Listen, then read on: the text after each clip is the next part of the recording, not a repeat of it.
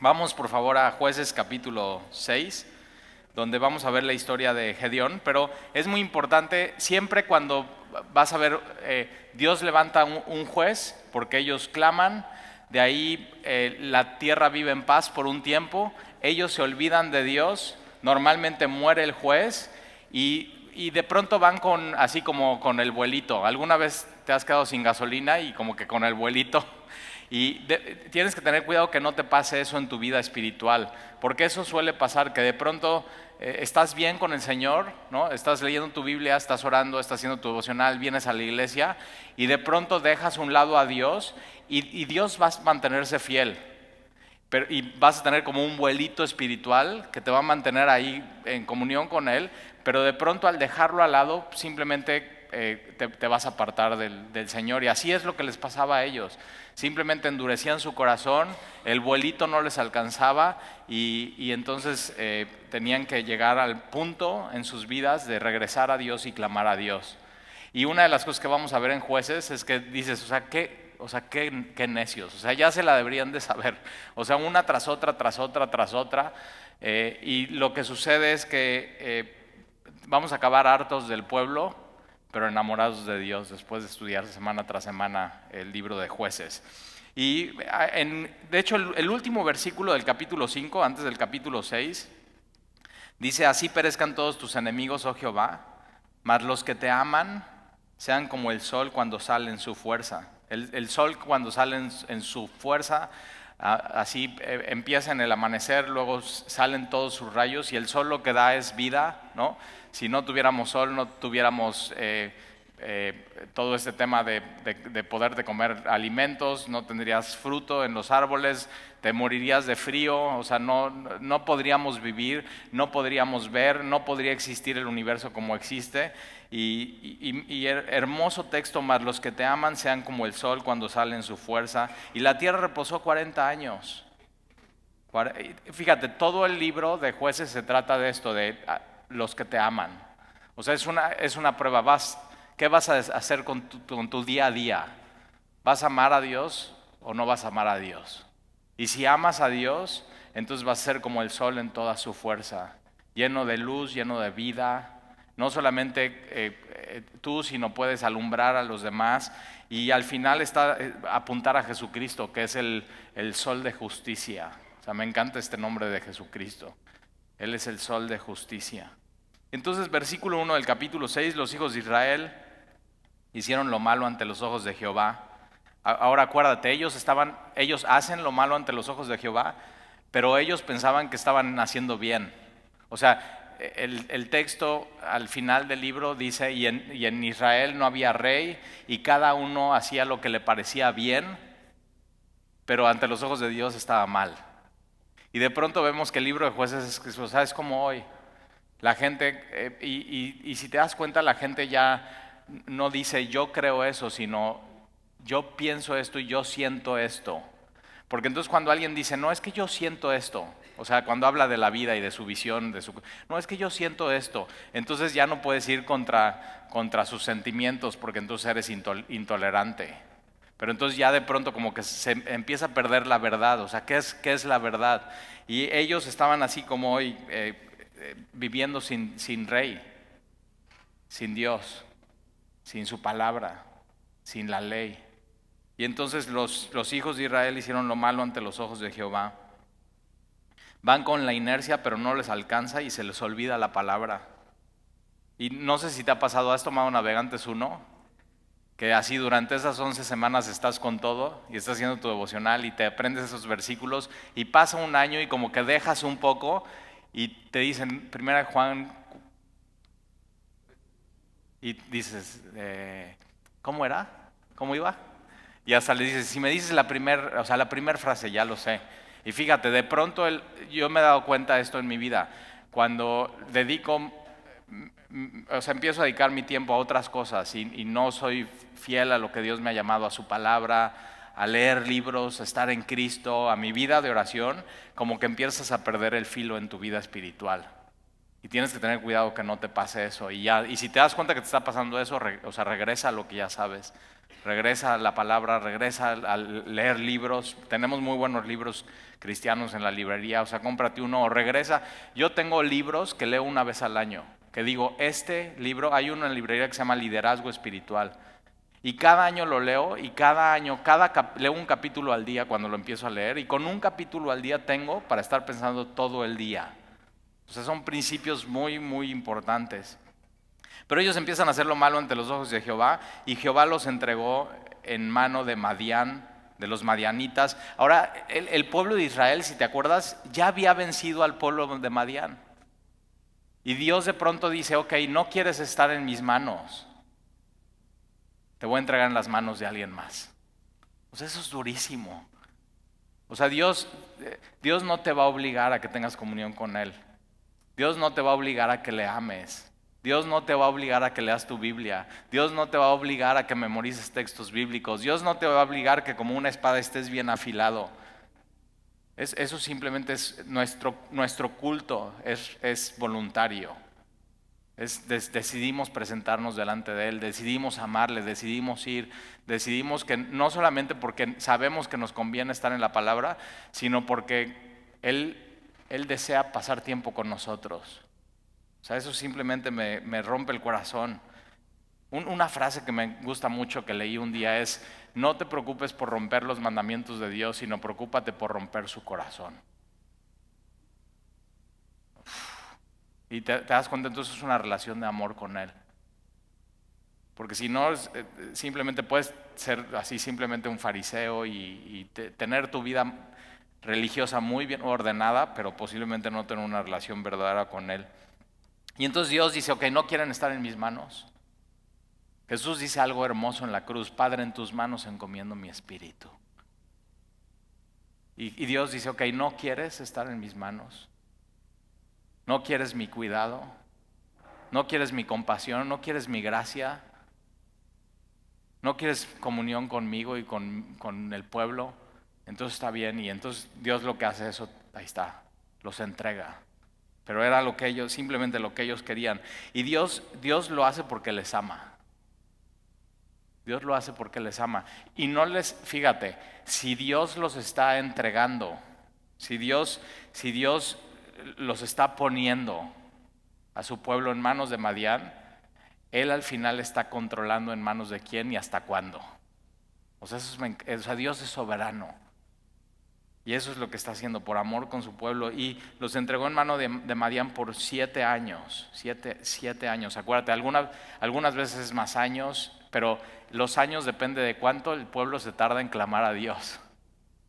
O sea, Dios está ahí, ok, ya, no quieres, está bien. Pero Dios está, aquí estoy. O sea, como el padre del hijo pródigo, simplemente esperando a ver cuándo regresa, a ver cuándo clama, a ver cuándo ya se harta de no estar en mis manos. A ver cuándo ya se harta de no orar a mí. A ver cuándo ya se harta así de, ya que dices, qué asco este mundo. Qué asco servir a esto, o sea, qué asco. Y a ver hasta cuándo ya se harta. Y 7 años, 7 años es mucho. De hecho, en la Biblia 7 años es así, un tiempo completo. Y los entrega por 7 años. Y la mano de Madián prevaleció contra Israel. Y los hijos de Israel, por causa de los madianitas, hicieron cuevas en los montes. O sea, en vez de que Dios fuera su refugio, tienen que ellos mismos hacer su refugio. Entonces hacen cuevas en las montañas y cavernas. Entonces si algún día te preguntan tus hijos, papá, ¿existían los hombres de las cuevas y las cavernas? Les dices, sí, mira, Jueces capítulo 6. O sea, los picapiedra. ¿Y todo por qué? Por dejar a un lado a Dios. Realmente ves eso, sus corazones eran de piedra. Y de pronto ellos mismos tienen que hacer sus propios refugios, ellos mismos tienen que protegerse, y entonces hacen cuevas en los montes, cavernas y lugares fortificados. Es aquí, no ciudades fortificadas como Jericó, sino simplemente es en las montañas, en lo alto, donde nadie podía llegar. Entonces subían ahí, pero era un lugar que no estaba conectado con nadie, no tenían una comunión. Entonces los enemigos vivían en el valle y ellos tenían que ir a las montañas. No debía de haber sido así. Dios no quería que vivieran así. O sea, ¿por qué vivir así cuando Dios tiene algo diferente? ¿Por qué vivir separado de Dios cuando Dios tiene algo completamente diferente? Y entonces, versículo 3, pues sucedía que cuando Israel sembraba, entonces vivían con miedo y estaban trabajando y sembraban en esa tierra que fluía leche y miel. La tierra de Israel muy poco, a veces yo digo que es como Veracruz, o sea que aquí vas en el coche y vas comiendo una mandarina en tiempos de mandarina y escupes la semilla y la tiras y de pronto ahí en donde la tiraste, ¡pum!, un árbol de mandarina. O sea, así. Dios, fíjate, Dios tenía eso para ellos, bendición tras bendición, gracia tras gracia. O sea, que Él quería que la vida de su pueblo diera mucho fruto. Pero Jesús lo dice muy claro, separado de mí nada puedes hacer, separado de mí no vas a tener fruto. ¿Por qué? Porque nos ama y no quiere que estemos separados de Él, quiere que estemos muy cerca de Él. Y entonces Israel sembraba, entonces tenían las semillas y tenían que trabajar la tierra y tenían que hacer barbecho y tenían que arar y tenían que plantar y todo eso toma tiempo. Si has ido al campo, todo eso toma tiempo y de pronto tenían que cuidar lo que sembraban y de pronto tenían que ver cómo salía el fruto y de ahí tenían que recolectar. Todo eso tomaba tiempo, pero fíjate, separados de Dios, todo el tiempo dedicado, invertido, no servía de nada. No servía de nada. Porque entonces cuando sembraban subían los madianitas y los amalecitas y los hijos del oriente contra ellos, subían y los atacaban. Y acampando contra ellos destruían los frutos de la tierra hasta llegar a Gaza. O sea, no solamente se robaban lo que podían para ellos, sino lo que quedaba lo destruían. O sea, estos cuates sin misericordia. Y no dejaban que comer a Israel, ni ovejas, ni bueyes, ni asnos. O sea, una crisis, una crisis. Y ahorita dicen, no, México estamos en recesión técnica. No, o sea, esto es una recesión, sí económica, pero aquí es una crisis espiritual lo que está viviendo el pueblo. Es una crisis espiritual. Yo no le temo tanto a una crisis económica. Yo en mi vida le temo una crisis espiritual, le temo a separarme de Dios, le temo a no estar bien afilado, no estar en su palabra, distraerme, dejar al lado a Dios. Es temor, eso es tener temor de Dios. Yo sé lo que puede pasar si me separo de Él. Yo sé lo que puede pasar si me separo de sus mandamientos. Yo sé lo que puede pasar si no le hago caso. Porque entonces empiezo a vivir como bien me parece. Y no hay rey sobre mi vida. Y tú sabes, si has vivido así una temporada en tu vida, sabes. O sea, terminas asqueándote de ti mismo diciendo, o sea, ¿cómo pude haber llegado aquí? Pero ellos no están, o sea, ¿cómo pudimos haber llegado aquí? O sea, mira, versículo 5, porque subían ellos y sus ganados, sus enemigos, y venían con sus tiendas en grande multitud. Ahora, el pueblo de Israel también era una gran multitud. Era el ejército de Jehová. Dios los había capacitado en el desierto y cuando entran a la tierra prometida en Josué, conquistan todo. Pero ahora ellos son un ejército, pero no tienen rey, no tienen comandante, no tienen a Dios. Se habían olvidado de Él. Y entonces como langostas, o sea, los enemigos, multitud, ejército, como langostas, una plaga, ellos y me encanta eso, y sus camellos, o sea, sus camellos, o sea, como que el camello qué. Pero así, o sea, ve, hasta dices, o sea, ¿qué onda? Y sus camellos eran innumerables. Así venían a la tierra para devastarla. Entonces, fíjate, Dios permite que estos enemigos se vean así. Dios los entrega a su pueblo en manos de ellos y todo por amor. Todo por amor. Versículo 6. De este modo empobrecía a Israel, otra vez no solamente económicamente, sino espiritualmente. Cuando te olvidas de Dios y dejas de clamar a Él, de este modo empobrecía a Israel en gran manera por causa de Madián y los hijos de Israel, o sea, después de 7 años, O sea, dicen, no, o sea, ya no podemos estar más pobres, no podemos estar con más miedo, no podemos hacer nada para protegernos. Entonces el último recurso es, vamos a orar. Cuando no el primer recurso tendría que ser, o sea, necesito orar, necesito a Dios. Y entonces claman a Dios después de 7 años. Versículo 7, y cuando los hijos de Israel clamaron a Jehová a causa de los madianitas. Ahora, es a causa de los madianitas, pero realmente es a causa de ellos. Realmente es a causa de ellos. Y Jesús dice algo muy claro. Jesús dice, mira, todo lo que siembras, eso segarás. Y lo que pasa después de 7 años es simplemente lo que vinieron segando durante los últimos años. Se olvidaron de Dios. Y nunca preguntan, ¿cómo llegamos a este punto? Nunca hacen esa pregunta. Simplemente, o sea, está sucediendo y se olvidan de Dios y no claman a Dios. Pero en el momento que claman a Dios, versículo 8, Jehová envió a los hijos de Israel un varón profeta. Entonces, en el momento que tú clamas a Dios, Dios actúa. Hasta ahora nada habéis pedido en mi nombre. Pedid y recibiréis para que vuestro gozo sea cumplido. En el momento que tú oras, Dios actúa. Y lo que manda en este momento, en este tiempo, no manda al libertador, manda un profeta de Dios, que no sabemos cómo se llama. Cuando lleguemos al cielo le preguntas, oye, ¿tú, te imaginas? ¿Tú eras? Y manda, o sea, Dios lo primero que manda es lo que ellos habían olvidado, su palabra. Dos cosas que tienes que hacer: clamar a Dios y su palabra. Dos cosas.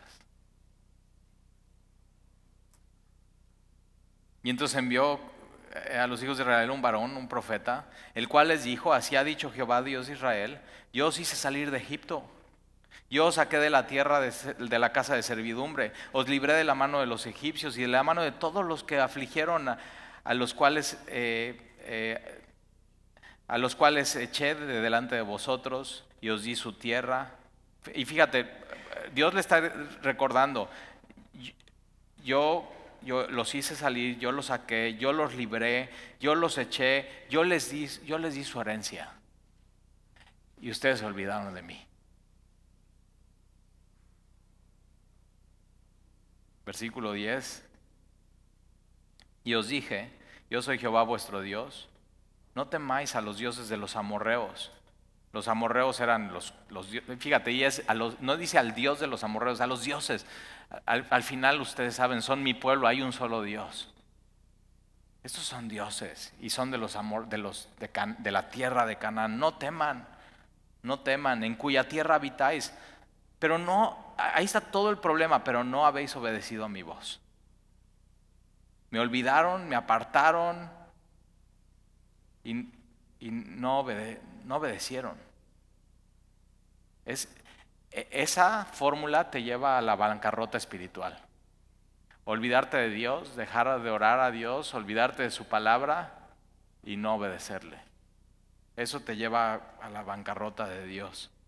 Y entonces lo primero que hace Dios es mandar a su profeta antes al libertador. Y me encanta porque Jesús hace eso. Antes de mandar a nuestro libertador, a nuestro salvador, manda a Juan el Bautista, y lo que trae de la palabra Juan el Bautista es: arrepiéntanse, porque el reino de los cielos se ha acercado. Y entonces versículo 11, y vino el ángel de Jehová.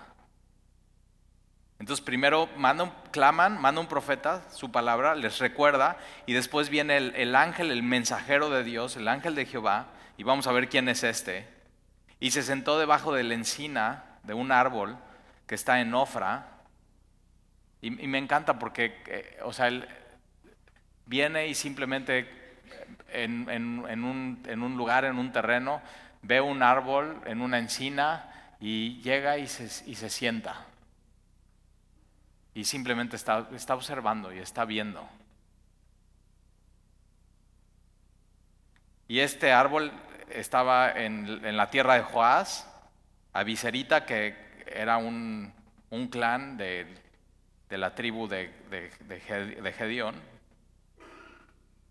y es el hijo de Gedeón, entonces su papá es Joás, y su hijo Gedeón estaba ahí sacudiendo el trigo en el lagar para esconderlo de los madianitas.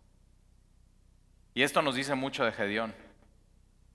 Quiere decir que Gedeón estaba sacudiendo el trigo, pero el trigo no se sacudía en un lagar. Sí sabes que es un lagar, ¿no? Es donde se pisan las uvas. El trigo no se sacudía en un lagar, sino tú tenías que subir a un monte alto y donde corría el viento, tú aventabas el trigo, le golpeabas, la basura caía a los lados y el trigo, lo que servía y alimentaba, caía a tus pies, y de pronto, después de hacer eso varias veces, pero se tenía que ser un lugar alto, muy visible, después de hacer eso tenías ya un montón de trigo donde se podía procesar y se podía comer.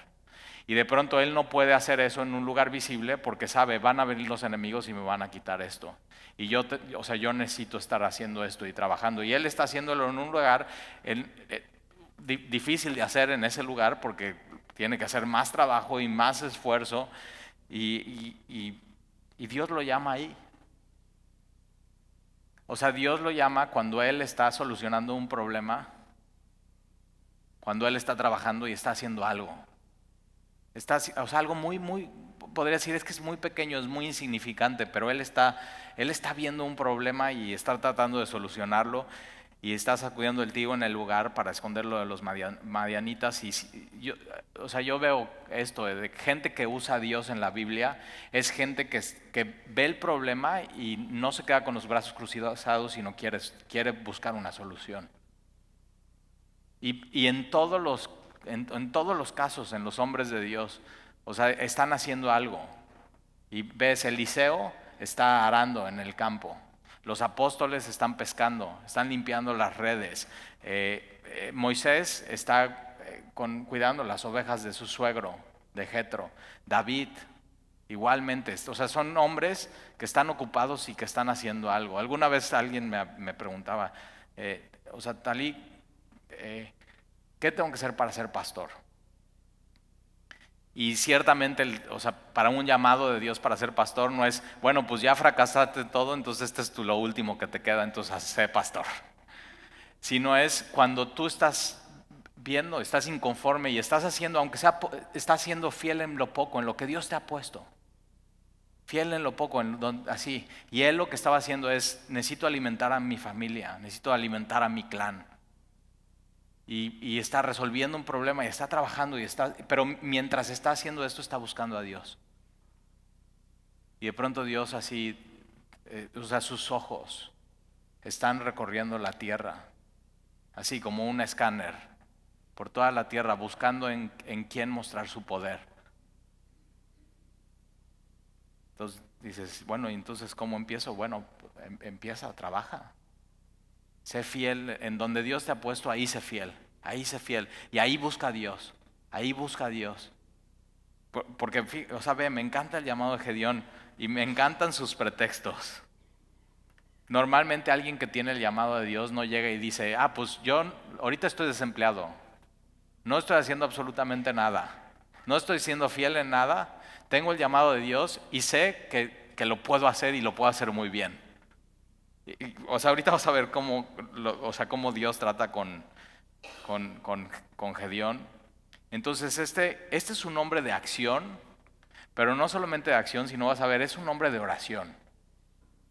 Ahí en donde Dios lo tiene, versículo 12. Y el ángel de Jehová se le apareció. Pero entonces fíjate, el ángel está viendo lo que él está haciendo. Y tienes que saber esto, Dios está viendo todo lo que haces. Dios está viendo tu corazón. Dios está viendo cómo tú ves el mundo y cómo estás inconforme de las cosas que pasan en el mundo, de las injusticias, de las cosas que, o sea, no puede ser que esto esté pasando en la juventud, no puede ser que esto esté pasando en el gobierno, no puede ser que esto esté pasando en los matrimonios, así, y que eso te quiebre el corazón. Dios está viendo cuando tú estás así en tu trabajo y haciendo lo que Dios te ha pedido hacer, por insignificante y poco. O sea, ¿cuánto Gedeón de trigo puede hacer en un lagar? O sea, muy poco, muy poco.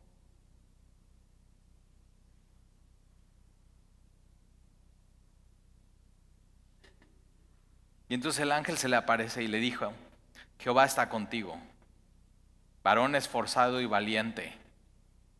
Fíjate, así ve Dios a Gedeón. En- y yo digo, valiente, no, pues valiente debería estar en la cima, haciendo eso. O sea, está escondido. Pero Dios no te ve como eres, sino Dios te ve como Él te está preparando y cómo Él te va a usar. Él ve más allá. Y vas a ver cómo Él se ve. O sea, varón, Jehová está contigo, varón esforzado y valiente. Y Gedeón le respondió: Señor mío, fíjate cómo es minúscula la S de Señor.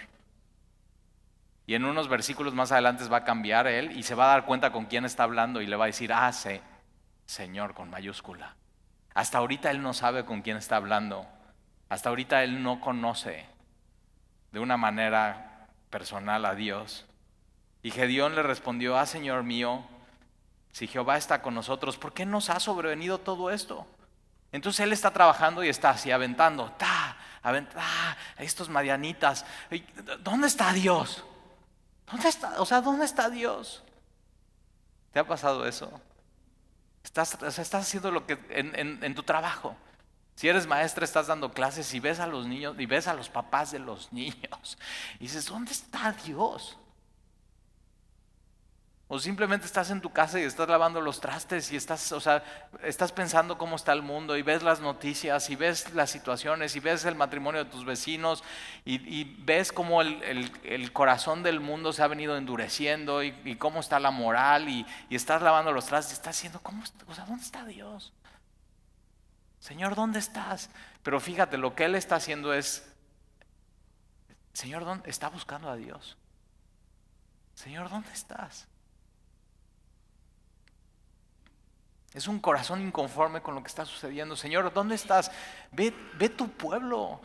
O sea, ve tus enemigos. Tu pueblo debería de ser libre y está siendo esclavo. Señor, ¿dónde estás? Yo me acuerdo cuando yo tenía la edad de Jan, yo creo. Jan tiene 10 años. Ahorita lo estaba abrazando allá atrás y me conmovió mucho porque, digo, cuando yo tenía 10 años, mis papás no eran creyentes. Pero una de las cosas que pasaban en mi corazón, así desde muy chiquito me acuerdo, yo no podía entender cómo en la primaria uno a otro le decía: nos vemos en la esquina. Y toda la escuela iba a la esquina y dos chavitos se daban con todo, sin piedad y sin misericordia. Y yo decía, yo me sentaba, teníamos un lugar especial en la casa, mi mamá y yo, era el lugar especial para hablar.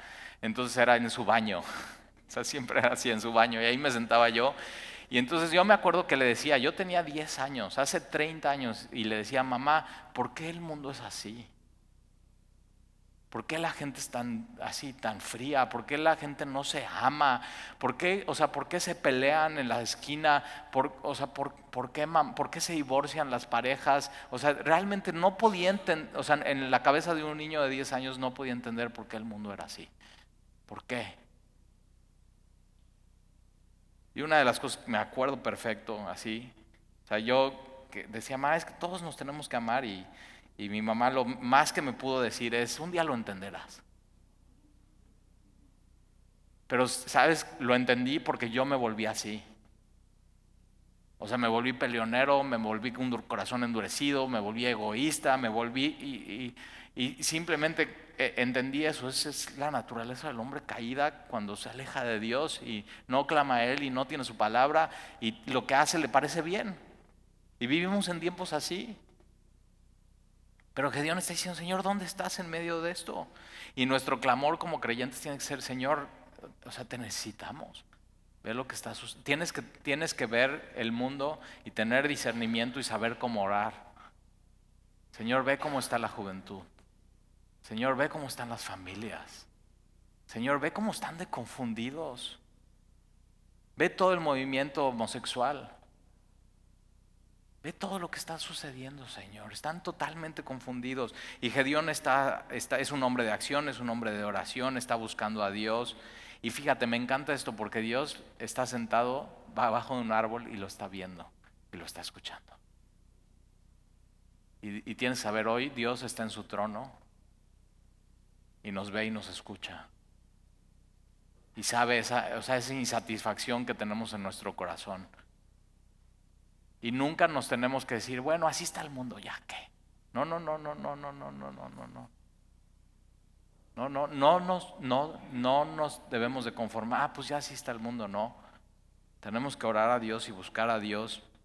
Y entonces mira lo que hace, lo que hace Gedeón. Señor, ¿por qué nos ha sobrevenido todo esto? ¿Dónde están tus maravillas? Que nuestros padres nos habían contado diciendo, ¿no nos sacó Jehová de Egipto? Y ahora Jehová nos ha desamparado y nos ha entregado en mano de los madianitas. Y podrías escuchar el clamor de Gedeón diciendo, Señor, no nos desampares. Señor, líbranos. Señor, sálvanos. Señor, ayúdanos. Y Dios está escuchando a Gedeón su clamor. ¿Quieres que Dios te use? Empieza a clamar así, Señor, ayúdanos. Señor, sálvanos. Señor, libéranos. Señor, la gente está confundida. La gente necesita la verdad.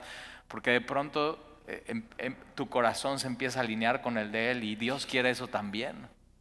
Dios quiere eso también. Señor, no nos desampares. No nos dejes solos. Versículo 14. Mira lo que hace. Y mirándole Jehová. Entonces mientras estás orando insatisfecho, haciendo lo que Dios te está pidiendo y clamando, Dios te está viendo. ¿Alguna vez habías tenido la duda? Dios te está viendo. Ahí. En lo que Dios te ha puesto a hacer, ahí. Si eres estudiante en tu escuela y estás viendo todo lo que pasa y dices, Señor, ¿qué onda? ¿Dónde estás? ¿Qué onda? O sea, tus maravillas, Señor, tú eres el Dios que abriste el mar. Señor, tú sacas a tu pueblo de esclavitud. Señor, tú nos das el maná. Tú nunca nos desamparas. Y sigue clamando a Dios porque Jehová está viendo. Entonces ya empezamos a ver quién es este mensajero. Y Jehová mirándole, le dijo, ve con esta tu fuerza. ¿Cuál fuerza? Esta. O sea, sí, con eso mismo que estás siendo fiel en lo poco, ahí. Estás aventando el trigo, estás golpeando y quieres hacer una diferencia en lo muy poquito.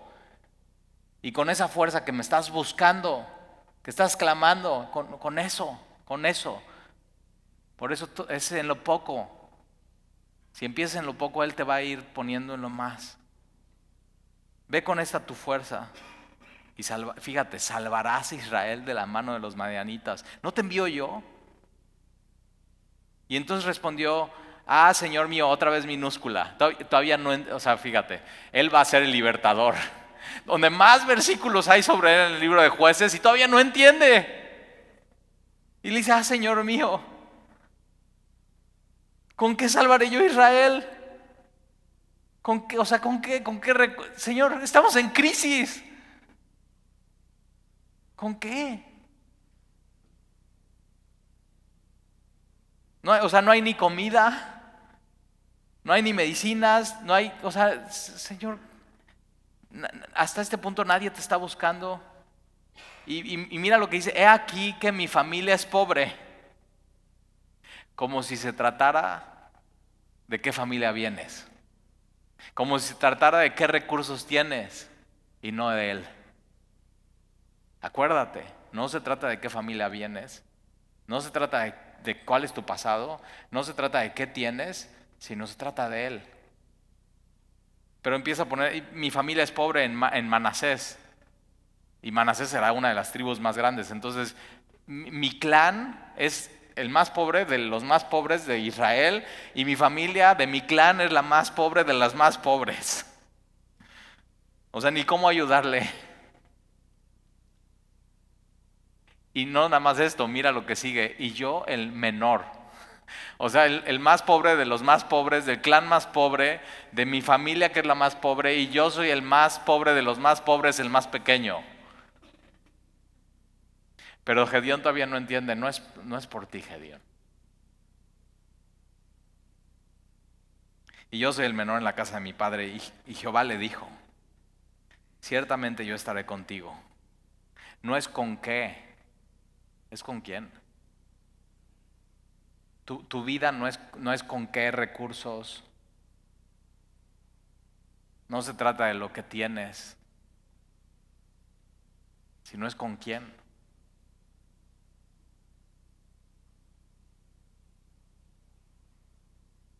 Yo estaré contigo y derrotarás a los madianitas como a un solo hombre. Entonces fíjate, Israel está diciendo, o sea, esta gran multitud, tienen camellos, son innumerables, son como una plaga y para Dios es como somos un hombre, un vil mortal, uno. Entonces, una multitud, Gedeón del otro lado, pero Dios con Gedeón es como si fuera un vil hombre. Y cuando empiezas a ver las cosas como Dios las ve, el mundo se vuelve completamente diferente. Como un solo hombre. Versículo 17, y él respondió, me encantan las respuestas de Gedeón porque son tan como las tuyas y las mías. Yo te ruego que si haya dado gracia delante de ti, entonces ya empieza a entender un poco. No es por mí, es por gracia. No es porque lo que yo tenga, es porque Él está conmigo. Y le dice, si yo te ruego que si haya dado gracia delante de ti, me dé señal, una señal. ¿Nunca te ha pasado que estás así con Dios? Dame una señal. Me des una señal de que tú has hablado conmigo. Te ruego que no te vayas de aquí hasta que vuelva a ti y saque mi ofrenda. Ahora, Dios nunca le está pidiendo, ve y tráeme una ofrenda. Él dice, no, a ver, espérame, voy, me permites tantito. O sea, te ruego que no te vayas de aquí hasta que yo vuelva a ti, saque mi ofrenda y la ponga delante de ti. Ahora, seguramente él había leído Génesis. ¿Te acuerdas, Abraham? También en un árbol y tiene un encuentro con Dios y presenta su ofrenda a Abraham. Entonces seguramente él sabía algo de la Biblia y dice, bueno, esto que me platicó mi bisabuelo lo voy a aplicar aquí. Ahora, tú y yo ya no necesitamos eso porque tenemos, o sea, él tenía hasta antes de Jueces, tenía hasta Josué en su Biblia. Y tú y yo tenemos todo eso más adelante hasta Apocalipsis. Tenemos todas las señales. Tenemos su palabra por completa. Pero entonces dice, deja que voy, saco mi ofrenda, la pongo delante de ti. Y él respondió, me encanta lo que responde Dios. Yo esperaré, o sea, aquí te espero, está bien, ve a hacer eso. Mucha paciencia, o sea, mucho amor, mucha misericordia de parte de Dios. Yo esperaré hasta que vuelvas. Y entrando Gedeón preparó un cabrito. O sea, yo me imagino a Gedeón, a ver, ¿qué le doy? A ver, un cabrito. O sea, como si Dios necesitara y tuviera hambre. Como si necesitara tu ofrenda. Pero es mucho el corazón del hombre. Y entonces prepara un cabrito y panes sin levadura de un efa de harina y puso la carne en un canastillo y el caldo en una olla y sacándolo lo presentó debajo de aquella encina. Entonces el ángel de Dios le dijo, toma la carne y los panes sin levadura y ponlo sobre esta peña, o sea, sobre esta roca y vas a poner todo. Y vierte el caldo. Y acuérdate, cuando en la Biblia se ve y lo vimos en Levítico, es una libación, entonces están aventando este líquido. Eso significaba, Señor, mi vida te pertenece y es tuya y me entrego a ti. Pero Dios le está dando instrucciones, tienes que hacer esto. Tu ofrenda no es eso, es tu vida. Eso es tu ofrenda, porque te quiero usar, Gedeón. Entrégame tu vida. Eso es lo que quiero. Una vida dedicada a mí. Y entonces le pide, ok, el caldo en la olla, eh, y vierte el caldo. Y él lo hizo así. Y extendiendo el ángel de Jehová el báculo que tenía en su mano, tocó con la punta la carne y los panes y levadura, y subió fuego de la peña. Con esto te acuerdas, cuando inauguran el tabernáculo y está el sacrificio, y viene el fuego y Dios consume, o sea, Él prende la leña y los carbones y el sacrificio, y Dios está diciendo con eso: acepto tu ofrenda, tu libación, Gedeón, acepto tu vida. Qué hermoso. Y Romanos dice eso, que nos tenemos que presentar nosotros como esa ofrenda, como un sacrificio vivo, santo, agradable a Dios. Ese es nuestro culto inteligente. Y de pronto cuando nos presentamos, y Gedeón está en el libro de Hebreos, capítulo 11, y no tendría tiempo de hablar de todos ellos, dice el autor de Hebreos, y habla de Gedeón. Fíjate, Gedeón lo está haciendo por fe.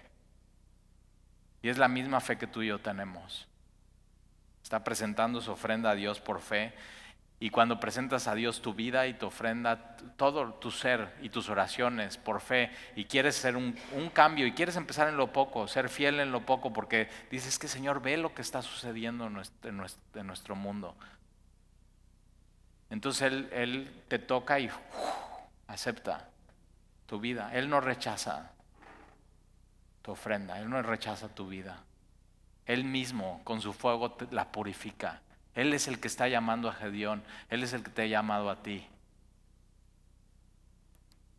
Y entonces sube fuego de la peña, la cual consume la carne, los panes sin levadura, y el ángel de Jehová desapareció de su vista. Entonces al mismo tiempo que la ofrenda sube en olor fragante al trono de la gracia, al mismo tiempo él, esta teofanía que es Dios mismo preencarnado antes de la encarnación, sube. ¿Y por qué acepta eso Dios? Porque quien santificó esa ofrenda fue Él mismo. Él mismo toca y justifica. Él es el que te justifica y te toca. Y toca los labios. Ya puedes hablar de mi parte. Pero, o sea, tienes que tener esto con Dios y esa interacción con Él. Y mientras estás orando, y Él está sentado y te está viendo y te está escuchando. Y tienes que tener esa convicción. Versículo 22, viendo entonces Gedeón, que era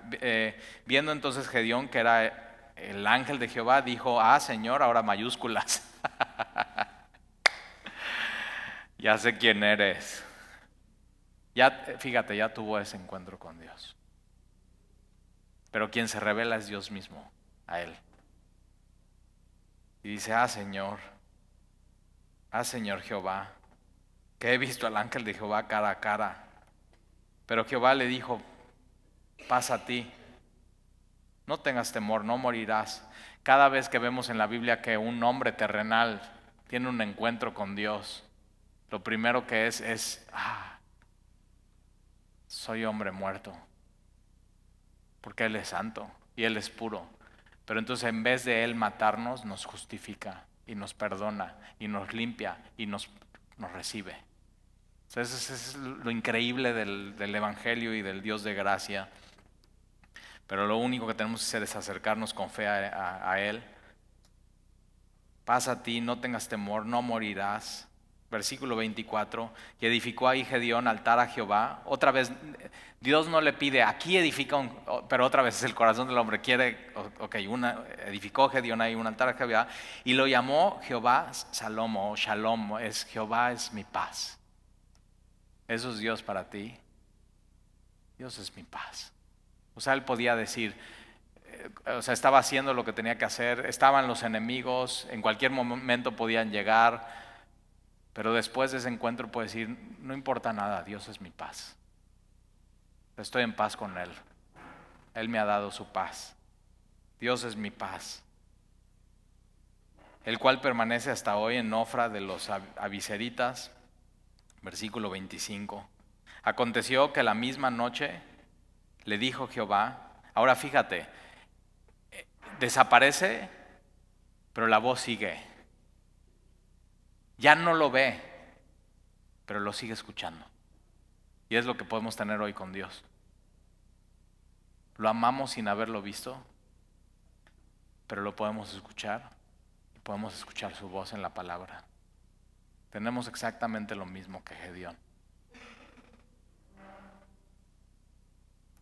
Dios es mi paz. Y aconteció que la misma noche, a nosotros nos va a pasar primero, Dios se manifiesta a Gedeón, desaparece y le sigue hablando. Tú y yo, Dios nos habla y un día se manifestará. O sea, un día a esta voz le vas a poner un rostro. Un día a esos ojos de llama de fuego, que todo lo ven y todo lo saben. Un día vas a ver por fin sus ojos de compasión. Un día vas a ver sus manos, sus marcas, su costado, sus pies. Un día lo vamos a ver.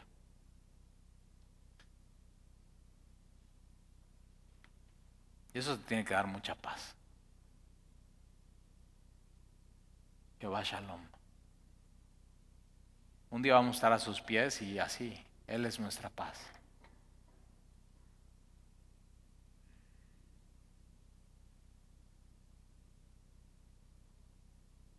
Y aconteció que la misma noche le dijo Jehová: toma un toro del hato de tu padre, el segundo toro de 7 años, y derriba el altar de Baal que tu padre tiene. O sea, no solamente eran pobres, sino idólatras. O sea, su papá era un idólatra. Era líder de los idólatras, de su clan. Entonces, cuando me platicas de tu familia, digo, pues mira, ve Gedeón, no te avergüences. Dios sí te puede usar. Sé fiel. Y Dios le dice: vas a derribar el altar de Baal que tu padre tiene, que no te dé pena. Y corta también la imagen de acera que está junto a él, un Baal enorme con una imagen de acera de madera, y edifica. Ahora sí, Gedeón, yo te voy a decir, vas a edificar un altar. Ahora acuérdate, cuando él edifica un altar y dice Jehová es mi paz, lo edifica en el lugar donde está el lagar, que es un lugar privado donde nadie lo va a ver ni sus enemigos, pero aquí Dios le va a decir: no, vas a edificar un altar ahí donde todo el mundo lo va a ver. Y edifica un altar a Jehová tu Dios a la cumbre de este peñasco, en lugar conveniente, y tomando el segundo toro, sacrifícalo. O sea, no solamente vas a tirar el dios Baal de tu papá y vas a hacer pedazos la acera de madera, vas a tomar el toro que tanto ama a tu papá y lo vas a sacrificar. O sea, imagínate, ponte a pensar lo que Dios le está pidiendo. Pero tenía que él empezar con su casa. Y tú y yo así estamos: Señor, ve, o sea, ¿dónde estás? Señor, tú has hecho maravillas. Ve cómo están los matrimonios, ve cómo están las familias, ve cómo están los chiquillos, Señor, ve cómo están los empresarios, ve cómo está el gobierno, ok. Y Dios dice: está bien, te voy a usar, pero empieza en tu casa. Y entonces Gedeón, versículo 27, tomó 10 hombres. Y me encanta esto porque Dios no solamente usa hombres de acción, Dios usa hombres de oración que están inconformes y están clamando a Dios, están llevando su conformidad a Él y Dios los está mirando, sino Dios usa hombres que ya otros hombres les están siguiendo. Gente, Dalí, a mí me encantaría me encantaría predicar, y digo, ok, ¿quién ya te está escuchando? ¿Quién ya te está siguiendo? No, pues nadie. Ok, empieza en tu casa, que tu esposa, si eres casado, ella te siga, ella te escuche, y tus hijos. Y de ahí vemos, o sea, simplemente que Dios te use ahí como a Gedeón en lo poco, en tu casa. Si nadie te está siguiendo, seguramente Dios no tiene un llamado a tu vida para eso que tú estás deseando, y entonces empieza en lo poco. Y él, o sea, 10 siervos, ahora eran 10 siervos, perdón, pero estaban muertos de hambre. O sea, ¿en qué pueden ayudar 10 siervos? Pero entonces de pronto, o sea, les convence y les dice, vamos a hacer lo que Dios nos está pidiendo. De pronto él se convierte en un líder espiritual, pero él empieza teniendo la convicción, chicos, Dios me pidió que derribáramos a Baal y que la de acera, de madera, esa, que la cortemos, la hagamos leña y que agarremos el toro de mi papá y que holocausto. ¿Vienen? Dios me lo pidió. Y le siguen. Convicción. ¿Te imaginas si ven a él, a Gedeón medio dudando? O sea, no. Ve y nos platicas cómo te fue. O sea, era cosa seria lo que Dios le estaba pidiendo, pero Dios lo estaba probando. Entonces Gedeón tomó 10 hombres de sus siervos, hizo como Jehová le dijo, obediencia, ahí está. Más temiendo hacerlo de día.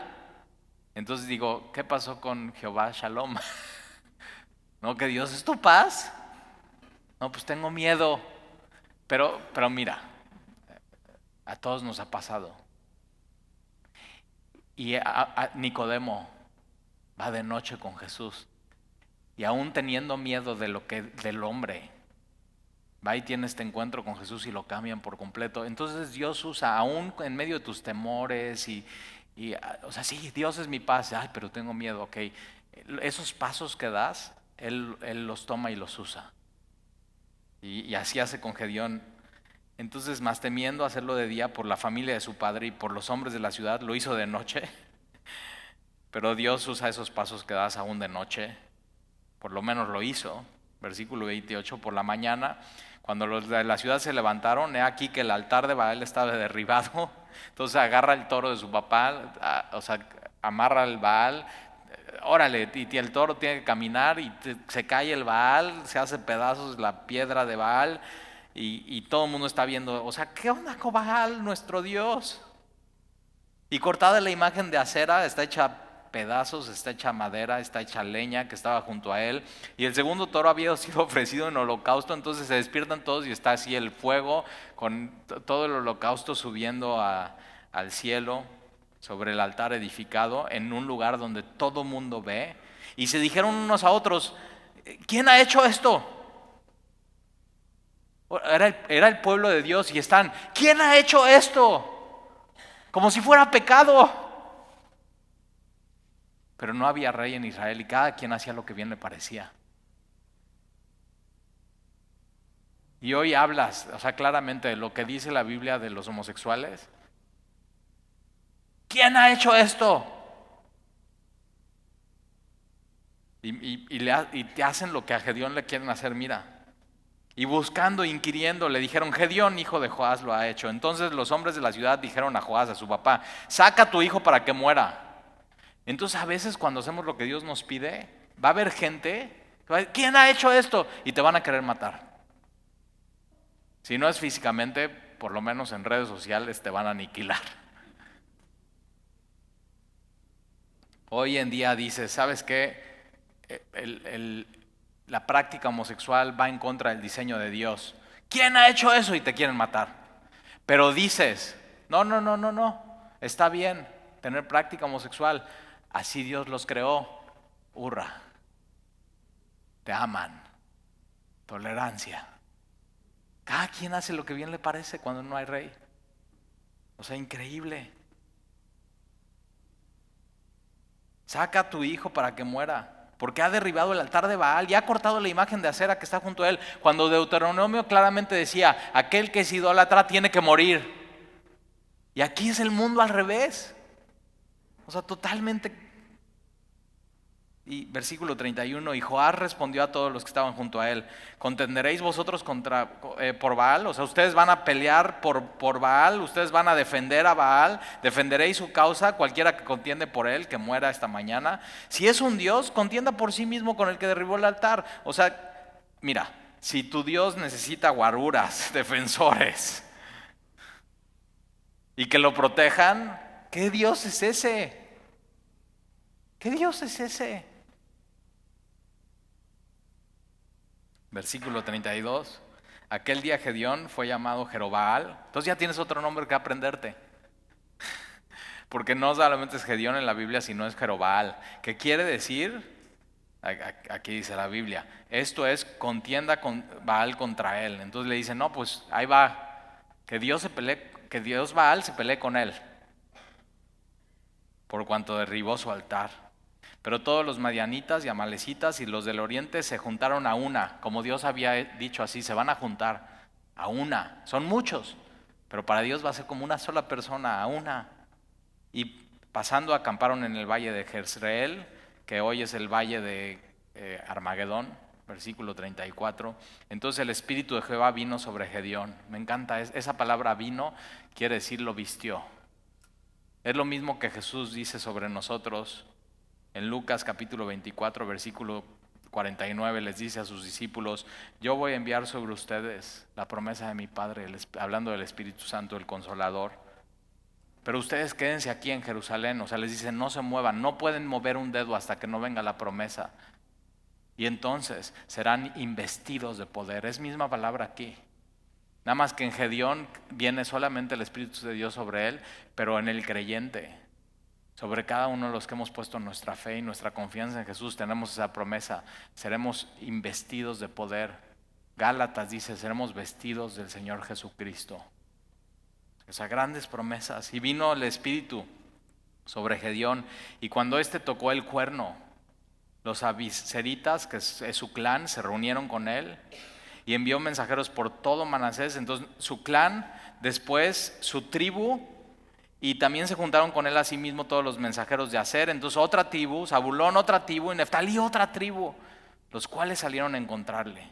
Fíjate, todo empezó con él teniendo un corazón de Dios, clamando a él, haciendo fielmente lo que él le pedía, y después 10 siervos, y después su familia, y de ahí su clan, y de ahí su tribu, y de ahí otras 3 tribus. Pero todo empieza con un corazón dispuesto, un corazón conforme al corazón de Dios. Ahí empieza en tu corazón. Versículo 36, y Gedeón dijo a Dios, si has de salvar a Israel por mi mano, como has dicho, o sea, me encanta esto, ya va a negociar con él.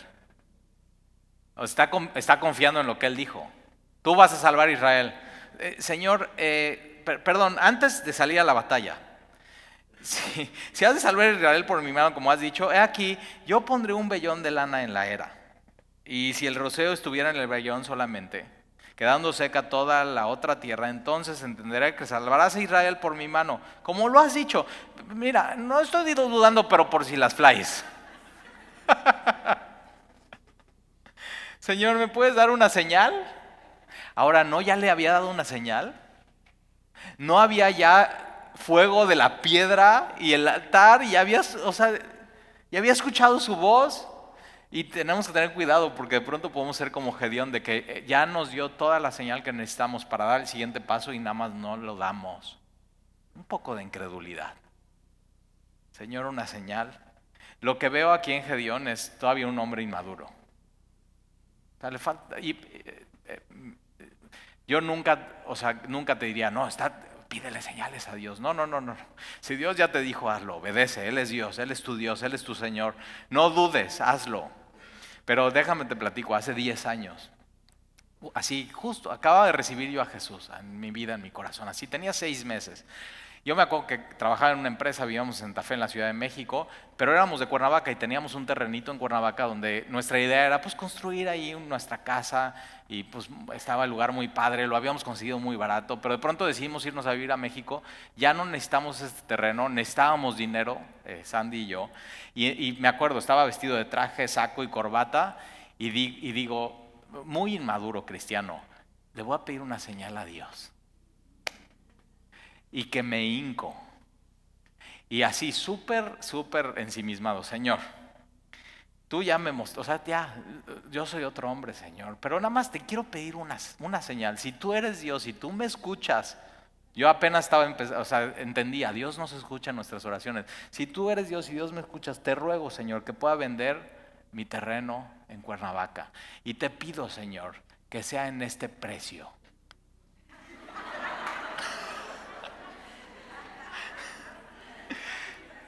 Me despierto, le doy beso a Sandy, a los niños, me voy al trabajo y el fin de semana ese me llama un amigo de mi papá y me dice, oye, me dijo tu papá que tenías un terreno. Yo no le platiqué nada de eso a nadie.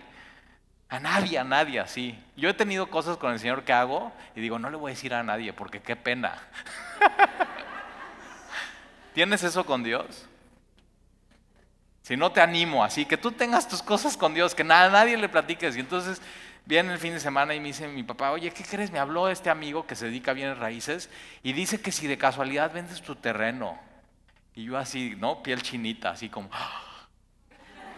Dios, y todavía te sorprendes que Dios sí escucha. Y digo, sí, dile que sí. Bueno, para no hacerte el cuento largo, la siguiente semana voy a Cuernavaca, tengo cita con el notario, me siento, no conozco al comprador, conozco al amigo de mi papá, y se sienta enfrente de mí este cuate, se llama David, y platicando con él, yo más o menos me acordaba de él, pero veo en su cadenita y tiene un pescadito. Y digo, ¿tú eres cristiano, David? Sí. ¿Y a qué iglesia vas? Yo estaba congregándome en una iglesia en México, Semilla de Mostaza. Yo no conocía nada de Semilla, no tenía la menor idea que existía esa iglesia. Y ya, entonces hacemos el trato y ¿qué crees? El precio era mayor. Yo dije, no, el Señor se la rifó, o sea, encantado, un cristiano. Salgo de la notaría, o sea, con una sonrisa así enorme, pero te digo, o sea, hoy, créeme, hoy no lo haría. Hoy no haría eso con Dios, hoy confío en su palabra. O sea, es un tema de inmadurez espiritual, pero bueno, ¿qué quieres? Apenas estaba caminando con el Señor. Eh, y entonces salgo de ahí, entonces ya vamos caminando en mi coche y el amigo de mi papá, que es el de bienes raíces, dice, oye, me dice Talito, porque me conoces desde chiquito, me dice, oye Talito, ¿cómo vamos a quedar con la comisión? Y yo así, pues ¿cómo que cuál comisión? Pues tú eres amigo de mi papá. Y me dice, no, seguramente no te dijo mi papá, pero mi comisión es esto. Ah, ok. Ya, le pago su comisión, llego a mi casa, hago cuentas y ¿qué crees? Era el precio. Lo cuento porque te quiero animar. Dios escucha. Dios escucha. Aún cuando eres un cristiano inmaduro, que estás pidiendo cosas nada que ver ensimismadas, pero Dios es demasiado bueno y quiere que tu fe sea real. Hace 10 años y no me puedo olvidar. No me puedo olvidar. Cada detalle. Y durante 10 años que tengo caminando con Él, lo he vivido una y otra vez. Simplemente Él mostrando su favor, su favor, su favor. Y ya estoy en la temporada en mi vida donde no le pido señales, pero Él me da señales. Él me da señales. Él me muestra sus maravillas. Él me muestra su amor. Y entonces Gedeón, mira lo que hace. Versículo 38, y aconteció así, pues, cuando se levantó de mañana, exprimió el vellón, sacó de él el rocío, un tazón lleno de agua. Pues, ¿qué esperabas? Mas Gedeón dijo a Dios, no se encienda tu ira contra mí, si aún hablar esta vez, solamente probaré ahora otra vez con el vellón. Y yo digo, no, te ruego que solamente el vellón quede seco, el rocío sobre la tierra. Y aquella noche lo hizo Dios así, solo el vellón quedó seco. ¿Qué esperabas? Estás tratando con Dios. No esperes menos de Él. Y si eso puede hacer con un pedazo de tela, con un vellón, ¿qué no puede hacer con tu vida? ¿Qué no puede hacer con tu circunstancia? Pero te quiero decir algo y con esto cierro. Hay cosas que tú no vas a poder resolver. Y vas a decir, no, pues es que yo soy pobre, no tengo los recursos, soy de la familia de mis papás. Ok, ya, eso estamos de acuerdo. Hay cosas que tú no puedes resolver. Y esas cosas se tienen que resolver arriba. En Jesús, en el trono. a la diestra de Jesús donde está el Padre, donde Jesús está ahí, que Él es nuestra vida y nuestra vida está escondida en Él. Y posiblemente hoy tengas cosas. Y hoy tómate un tiempo, llegando a tu casa, di, necesito un tiempo. Esto no se puede resolver aquí, esto se tiene que resolver arriba. Y entonces lo que dice Colosenses, pon tu mira, no en las cosas de esta tierra, aquí abajo, sino arriba, ahí, a la diestra de Jesús donde está el Padre, donde está Jesús que es nuestra vida, donde nuestra vida está escondida con Él. Y ahí resuelve las cosas, ahí pasa tiempo, ahí siéntate con Dios, debajo de ese árbol, ahí, Él va a escuchar tu clamor. Síguele. ¿Oramos? Señor, te damos gracias por tu palabra y gracias por mostrarnos tu amor y tu misericordia y tu bondad. Y Señor, nosotros no queremos pedir señales.